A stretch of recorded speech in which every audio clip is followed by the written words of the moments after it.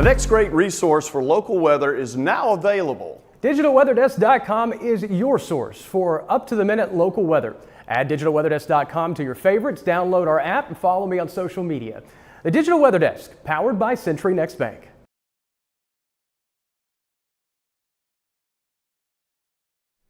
Woo-hoo, raise your hand if you need some caffeine. Slept well, just didn't sleep long enough. Thanks so much for joining the Digital Weather Desk, powered by Century Next Bank. I'm Jared Floyd. Happy Thursday. As we get ready for what looks to be kind of a gross weekend across the region. Doesn't necessarily look to be a big severe weather threat across the area, but the rain and the thunderstorms and the winds and the cloudy conditions and just kind of a gross weekend shaping up across the vast majority of the Arklamas. This morning's forecast made possible by ServPro. Monroe, West Monroe, faster at any size disaster. Call or click servpro.com for more. Call 318-345-5121 as well. Good morning, Debbie. Thanks so much for joining in. And again, I think that's the biggest takeaway as we get ready for the weekend. I don't want folks to think that this is some big severe weather outbreak, because then when the storms roll through Saturday, everybody goes, well, I thought these were supposed to be severe thunderstorms. Well, that's not necessarily the case. That's just my random rogue aggravated person. They always sound the same, don't they? Look at temperatures across the area. We are quite chilly to start. Good morning to you, Shonda. We're in the 30s across much of southern Arkansas. In fact, a lot of areas kind of tease the freezing mark. Camden is at 34, El Dorado at 35, Magnolia at 39, same in Monticello. 40s generally across northern Louisiana, with some 50s sprinkled in across the southern parishes and counties. 53 in Natchez, 43 in Monroe, 40 in Ruston, and 43 in Vicksburg to start the day. Can't even read numbers. Look at temperature changes over the last 24 hours. Cold front made its way through the region, and obviously most of us are a good 20 degrees cooler than we were at this point yesterday morning. Obviously not quite as drastic of a cool down in the southern parishes and counties, but still cooler nonetheless. Teresa and Peavy, thank you so much for joining in as well. Look at the wind speeds, fairly light out of the northeast to start the day, and as we go through the afternoon, those winds will probably swing back around to the southeast and the south, pave the way to the kind of the moisture return that sets the stage for the rain chances this weekend. Visibility's fine as you step outside, and look at the day planner made possible by the Monroe Chamber of Commerce and Leaders of Change. Learn more at monroe.org. We do see temperatures rebound today, and the sunshine returns. In fact, a lot of us will wake up to sunshine today. The daytime highs landing in the upper 60s to near 70. Aretha and Marlene, thank you so much for joining in, too. A lot of us, again, 70 degrees daytime high, or at least close to it. We will probably get hung up in the 60s across southern Arkansas and portions of western Mississippi along the Mississippi Valley. Shirley, good morning to you as well. Thanks for joining in from Hebert. Carolyn, joining in too. So again, a lot of folks trying to get set for the weekend and what we're going to be dealing with rain-wise, and it does look to be soggy, but most of the rainfall really focused in a fairly tight window late Saturday into Saturday night. And into early Sunday for some. Look at the infrared satellite, and we are getting some sunshine back in. Again, I'm just watching the sunrise, and as I look out the window, good to see some sunshine after some cloud cover over the last couple of days. And the cloud cover returns pretty quickly as we set the stage for the weekend. Radar made possible by Brown's Roofing. Of course, you can schedule your free roof inspection, commercial or residential, at brownsroofingla.com. Susie, good morning to you. Nothing doing radar-wise. Obviously, if we got sunshine, not really expecting a whole lot in the way of rain chances today. Futurecast shows as we go through the next couple of days. And yes, Friday Eve, Kathy. Almost to the weekend. It'll be a soggy one, but it's a weekend nonetheless. Futurecast made possible by Bayou Power Sports, I-20 Frontage Road in Monroe. Go see Mike and the gang. I'm having lunch with Mike today. I hope. Unless it gets canceled last minute. Unless he gets something to come up. Looking forward to hanging out with him. Great dude. As we take a look at Futurecast, shows the clouds kind of sneaking back in as we go through the day on Friday. Winds are back out of the south, pretty much and a little bit breezy at times as we start the day on Saturday. And the cloud cover is pretty persistent. I want you to note that, and especially as I kind of put things into motion over the next little bit, how expansive the cloud cover is across the region. That will likely limit the severe weather threat across the Arklamas as we work through the day Saturday. Again, there's not a whole lot of breaks in the clouds, and we need that solar radiation at the surface, basically just the sun's energy, to get all the way down to ground level to really help destabilize the atmosphere. That's what feeds strong to severe storms and really kind of helps to fuel and spark a lot of that activity. The problem is a lot of our area will be inundated with cloud cover through the day, especially during the peak heating hours of the afternoon. And by the time we even attempt to get some breaks in the clouds, the sun's setting. So again, at this point, I really think this is just a messy weekend. I do think there will be an isolated severe weather threat, and we'll get to that more in just a minute. But this looks to be a large complex of storms that will be heavy rain producers, again, in a fairly brief window. This particular computer model runs things fairly late Saturday, and I know that folks that have moved Saturday evening plans around are probably going, well, yeah, but I want to preface that by saying rain will set in pretty early in the day Saturday. It'll be scattered showers, but it'll be rain nonetheless. And then as we go deeper into the day Saturday, the timing of this complex of storms, whatever it looks like as the front advances through, really runs anywhere from about 7 or 8 p.m. to the 11 p.m. midnight time frame. So we've still got about a 6 to 8 hour window where we're kind of about how it impacts the region and what kind of window we're looking at. Obviously, it's going to move from west to east, so earliest in the west, continuing to advance eastward through the Mississippi Valley during the early morning hours on Sunday. Some leftover kind of wraparound pesky showers and cloud cover through the early part of the day on Sunday.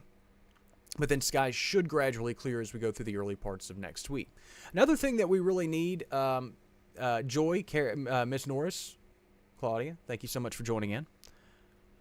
As you look at dew points, and I like to look at total moisture, but total moisture only tells part of the story, and to develop surface-based thunderstorms, you really need a lot of surface-based moisture. Dew points, which measure the amount of moisture at ground level, really give us a general idea of the best potential of growing storms close to the surface, allowing clouds to build lower in the atmosphere. And that surface moisture is what kind of helps to spark and to kind of get things going. And then you build off the total moisture in the atmosphere to build the storms vertically.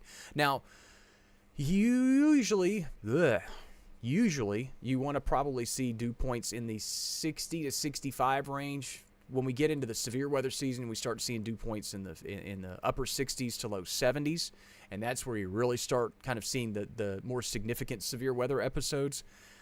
For us, low 60s, it'll support a strong to severe storm, but we really see that deeper moisture return kind of limited across southern Arkansas, and especially as you move into central Arkansas. The deeper dew points, the mid to upper 60s, are probably going to get kind of stuck along the Gulf coastline.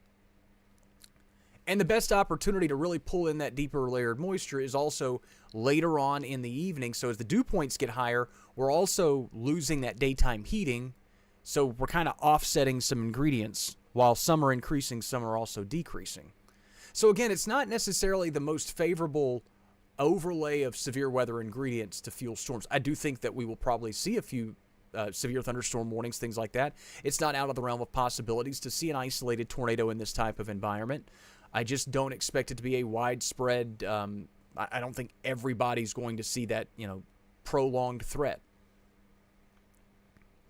A look at storm energy. Same general thing I was just talking about. As we go through the peak heating hours of the afternoon, when you would typically really see the atmosphere destabilize with a lot of sunshine and it warms up quickly, note how much instability there is to work with. Again, this is a measure of CAPE, convective available potential energy. Weather nerd term. But as we go into the early afternoon on Saturday, there's nothing there. Again, it's really cloudy. We're probably going to have some very light showers across the region. All of that kind of helps to keep the atmosphere kind of tame. As we work deeper into the evening hours and we get those surface dew points a little bit higher, and we get some of that kind of surface-based moisture to really stream in across the area, we do gather some instability in the atmosphere. Low-level winds start to increase a little bit, so you've got just kind of a more favorable environment in terms of a wind field as well that will also help to fuel thunderstorms. That's not indicated here. So all of those ingredients, again, at least provide a window of strong storm potential late Saturday into early Sunday. The bigger headline The bigger headline will be the rainfall, and just because we'll see a good bit of it, and some storm-driven rain will be quite heavy, and the winds. It'll be a windy, cloudy, gloomy weekend. Those are the bigger headlines. But severe weather obviously is more disruptive, so even if we do see a rogue storm, we do need to draw attention to it. So here's a look at the severe weather threat for Saturday. The Storm Prediction Center, with the day 3 outlook issuing this, a marginal risk for the vast majority of the Arklamas region. Zooming in, just so you can look at it a little bit closer. Again, damaging wind gusts would probably be our biggest concern. I talk about it a lot. These very large dynamic storm systems, they not only have strong winds at the surface, but they also have strong winds aloft. That's what helps fuel a large storm system like this, and to keep it organized and compact as it moves through the atmosphere. The other thing to keep in mind is when you have those strong winds aloft and a thunderstorm builds in the atmosphere, it's pretty easy for those storms to tap into those stronger winds aloft and bring them down to the surface. So if you've got 50 mile an hour, 55 mile an hour, or 60 mile an hour winds aloft, just a few thousand feet up in the atmosphere, and the storm builds and starts to get fairly strong, it doesn't take much to pull some of those winds down close to the surface. Not even necessarily severe thunderstorm wind gusts, but 40 and 50 mile an hour wind gusts. And as we continue to talk about post-ice storm conditions in our area, that does lead to the concern of some areas running into some sporadic power outages and just issues that we would normally not run into if we weren't 2 weeks removed from an ice storm. A look at the potential rainfall. And again, storm-driven rains will likely be higher than this in any given location. The highest totals really look to be focused across northwestern Arkansas. A lot of those spots probably see 2, 3, maybe 4 inches of rain from this whole thing. As you move toward the I-30 corridor, just outside of our area, again, 2-inch totals seem very, very reasonable. And then for our area, ranging anywhere from about 1 inch to 1.5 inches over the vast majority of the region, with some locally higher amounts and some storm-driven amounts obviously expected as well. Here's a look at the excessive rain outlook. Very similar to the severe weather outlook, except instead of 5 categories, there's 4. And you can see the slight risk level 2 out of 4 categories for the northern half of our coverage area, a marginal risk for pretty much everybody else, meaning that periods of heavy rain and those storm-driven rains could lead to some localized street flooding. And also, we need to acknowledge the fact that there is a lot of, again, tree debris.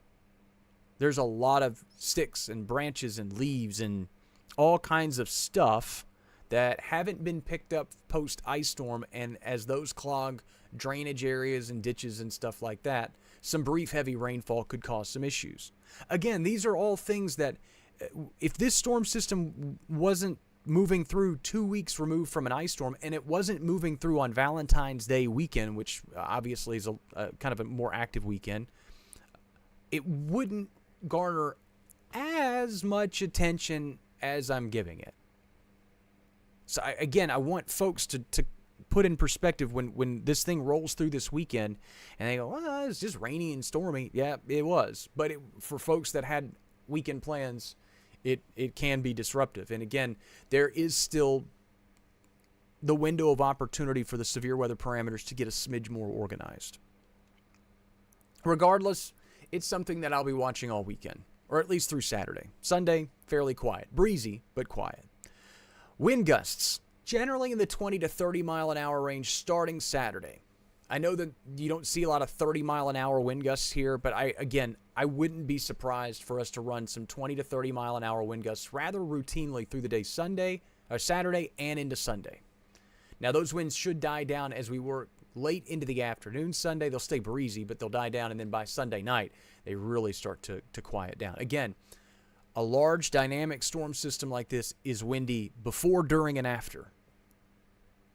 It's stirring up, it's disruptive in the atmosphere. So it creates its own non-thunderstorm pressure gradient winds that can be breezy and notable in their own right. High temperatures today generally land in the upper 60s to low 70s. Some mid-70s are still not out of the question in the southern counties and parishes. Lows tonight fall back into the 40s and 50s. Cool, but not as cold as we were this morning.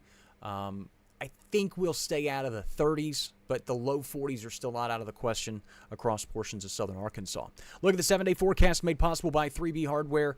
Again, Valentine's Day on Saturday brings showers, thunderstorms, and just a soggy day late. The early part of the day, you may have an opportunity to get some indoor or some outdoor activities done. But as I said yesterday, and that still holds true, any outdoor activity you hold Saturday assumes a risk of rainfall. Not necessarily thunderstorms, depending on the time of the day you have it. If you have it early, there's not much of a threat for thunderstorms. But as you work deeper into the day, you are assuming a greater risk for thunderstorm potential. Isolated severe weather can't be ruled out. Again, that's something we'll continue to address over the coming days, along with the periods of heavy rainfall. Storm-driven rains are going to be our biggest headache, along with the gusty winds. It'll stay breezy and drizzly and rainy and gross through the early part of the day on Sunday, and temperatures return well above normal through the early and middle parts of next week. Could even approach 80 degrees by next Wednesday. So that's a look at the forecast on this Thursday. Whatever day it is. Becky, Melinda, Matus, May, Janet, Nancy, Claudia, Ricky, good morning. Thank you so much for joining in. Forecast, again, will be tweaked as we go through the day and through the day tomorrow and going into Saturday. Normally, our content schedule kind of tames down a little bit on the weekend, but obviously, as conditions warrant, I'll be here to keep an eye on things and let you know what's going on as we go through the day on Saturday. If we need live coverage for severe weather or something like that. Again, I don't expect it to be a prolonged, significant, big headache of a threat. But if that's what's warranted, then that's what we do. And along with that, we'll keep an eye on the rain totals too, because again, I think that it will be an impactful storm system in terms of rain and wind, and just be kind of a headache for a lot of areas this weekend. Your Too Long Didn't Read comes out at 9:30. Your midday stream will probably be I don't know when we'll have the midday stream, to be honest with you. I've got 2 meetings this morning. I don't know. We'll figure it out. I'll join you at some point and we'll talk about the weather. And then I'll join you a little bit later this afternoon. We'll talk about the weather again. Then we'll have the fishing game later tonight. And then we'll do this all again tomorrow. Forecast is always available at digitalweatherdesk.com and on the Digital Weather Desk app, available for Apple and Android users. I'll see you in a couple of hours. Thanks so much for being part of this community.